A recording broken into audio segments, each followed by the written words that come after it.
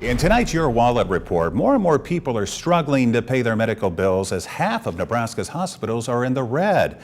And on top of that, when pandemic-related measures expire soon, hospitals are expecting more issues.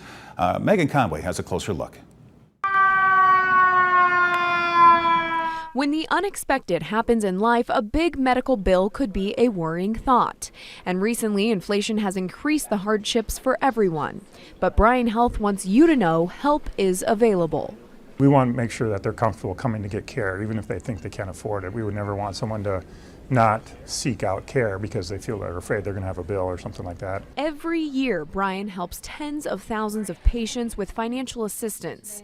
They have financial counselors, free help with aid applications, and discounts. They also started a bank loan program 3 years ago and have seen significant growth. Bryan is on track to help over 4,000 patients this year. We partner with a local bank to provide an interest-free loan that we guarantee. There's no cost to the patient.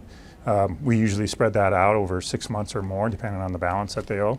If they can't make those payments, then it comes back to us and we go back to working directly with the patient. But as patients struggle with medical bills, half of Nebraska hospitals are operating in the red.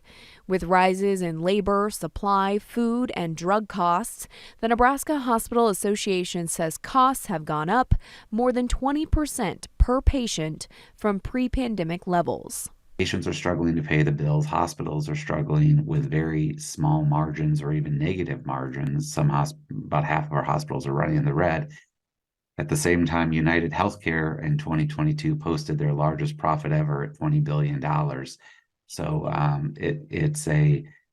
it's frustrating for hospital leaders to see that, to work with patients struggling to pay their bills, and then to know that the largest health insurance companies in America are banking record profits. Both Bryan Health and the Nebraska Hospital Association are preparing for May 11th, when the emergency declarations related to the pandemic expire. Then the state will start verifying income again to redetermine if people qualify for Medicaid, and some may not qualify. I think there'll be a little bit of a surprise for folks that maybe weren't expecting that, and so the first time they seek services, they might realize that they're not covered anymore. The NHA expects hospitals will see more uninsured patients again.